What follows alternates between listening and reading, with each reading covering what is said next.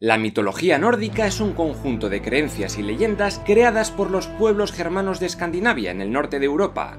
Según sus creencias, en el principio de los tiempos existía un vacío gigantesco, el Ginnungagap, y dos materias, el fuego y el hielo.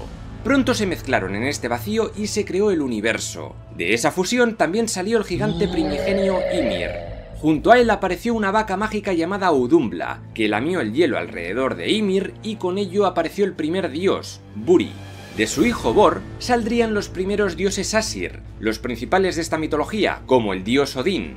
Este, con ayuda de sus hermanos, mataron a Ymir y con su cuerpo construyeron Midgard, literalmente la Tierra Media, uno de los 9 mundos del universo mitológico nórdico. Estos 9 mundos estaban ubicados en diferentes ramas de un enorme fresno al que llamaban Yggdrasil. Los grandes dioses nórdicos eran los Asir y las Asinjur, quienes regían el universo desde el mundo de Asgard. El dios supremo era Odín, y junto a él gobernaba su esposa Frigg, diosa del cielo, del hogar y del matrimonio, entre otras cosas. También estaba Thor, dios del trueno, Balder, dios de la belleza e inteligencia, Tyr, dios del valor y de la guerra, y Bragi, dios de la elocuencia. La esposa de este último, Idun, tenía unas manzanas mágicas que hacían que los dioses nórdicos no envejecieran. La única forma de llegar a este mundo de Asgard era a través de un puente de arcoíris llamado Bifrost, custodiado por el guardián Heimdall. Otros dioses importantes eran los Vanir, más relacionados con la naturaleza. Vivían en el mundo de Vanaheim, y los más importantes fueron Njord, dios del viento y del mar, y su esposa Skadi, diosa cazadora y del invierno. Sus hijos fueron Frey, dios de la fertilidad, y Freya, diosa del amor y de la belleza. Freya, además, era la jefa de las Valquirias, unas guerreras celestiales cuya misión era llevar al Valhalla a los héroes caídos en la batalla, donde les esperaba un banquete eterno de hidromiel y placeres varios. Como curiosidad, de algunos de estos dioses vienen los nombres de la semana en inglés. De Tyr o Tyr vendría Tuesday, de Thor, Thursday y de Freya, Friday. Durante bastante tiempo hubo guerra entre estos Vanir y los Asir acabaron imponiéndose. Algunos ven en esto una metáfora de cómo los dioses originarios de los nórdicos, los Vanir, fueron poco a poco desplazados por las creencias indoeuropeas representadas por los Asir. En el mundo helado de Jotunheim vivían los Jotun, los malvados gigantes de hielo. Existían también los gigantes de fuego, quienes habitaban en el mundo ardiente de Muspelheim. Al igual que con los gigantes, los elfos también se dividían en dos. Los elfos de la luz vivían en Alfheim, mientras que los elfos oscuros vivían en Nidavellir o Svartalfaheim. La dualidad y la lucha entre opuestos era algo que les atraía mucho a estos pueblos, pero no el bien contra el mal como en muchas religiones de Oriente Próximo, sino el orden contra el caos. Los Asir representaban el orden, mientras que los monstruos de hielo buscaban el caos y la destrucción del orden establecido. Dentro del grupo que buscaba el caos estaría Loki, un dios travieso cuya lealtad variaba mucho de una historia a otra, como en las películas de Marvel, aunque no era ni hermano ni hermanastro de Thor. Dentro del oscuro mundo de Niflheim se encontraba el Helheim, regido por la hija de Loki, Hela, que vendría a ser una especie de inframundo donde iban a parar los muertos.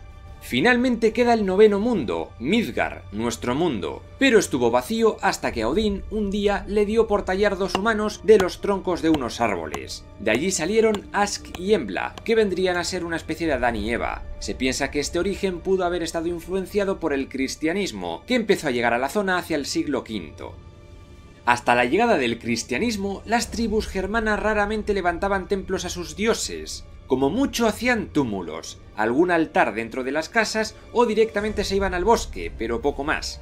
Aún así, se piensa que algunas regiones, como en Uppsala, en Suecia, sí que se convirtieron en grandes centros de peregrinación y adoración. Se habla de un templo de madera con estatuas de Odín, Thor y Frey, el cual puede verse durante un capítulo de la serie Vikings. También en esta serie podemos ver cómo estas tribus realizaban sacrificios humanos. No está del todo claro si lo hacían regularmente o solo en momentos muy puntuales, pero lo que sí era común era sacrificar cerdos, caballos y otros animales para salpicar de sangre a quienes quisieran purificar. Y luego se comían la carne junto a un buen vaso de hidromiel, claro. A estos rituales los llamaban blots.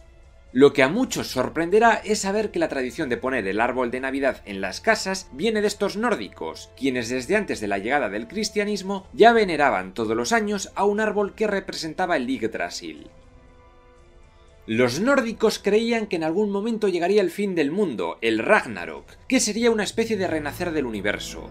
Y es que pensaban que en el futuro las fuerzas del caos sobrepasarían a las del orden, y uno de los culpables sería el dios Loki, quien liberaría a sus monstruosos hijos tras el asesinato de Balder.